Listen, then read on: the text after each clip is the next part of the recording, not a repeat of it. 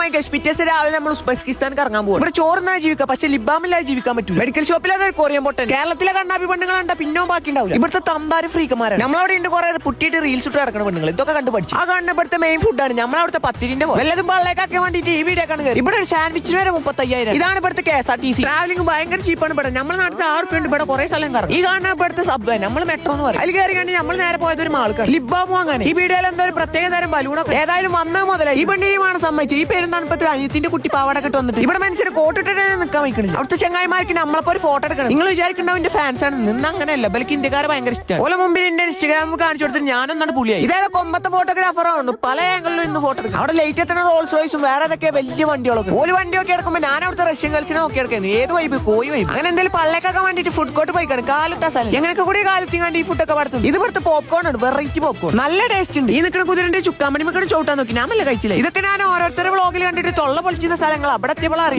അറിയുന്നത് അത് ഇവിടെയായിരുന്നു. ഇതൊക്കെ പാടെ കണ്ടിട്ട് ഞാൻ വല്ല പൊട്ടനണ്ടിയാണ്ട ഫീലില്ല. ഇനി ഇവിടുത്തെ കക്കൂസൊക്കെ പോയേക്കാം. ഇവിടെ വണ്ടി മരുന്നിട്ടൊക്കെ മൂത്രയ്ക്കാം. പറന്ന് മൂത്രയ്ക്കണ്ടോലേക്ക് പറന്നിട്ട് വേണമെങ്കിൽ മൂത്രയ്ക്കാം. ജിമ്മ് വരണ്ട് കക്കൂസിൽ. പുറത്തിറങ്ങിയപ്പോ കുട്ടൂസം ബക്കറ്റ് കയറി. ഓനി കണ്ട് നമ്മൾ പോയി. ബാക്കി നാളെ.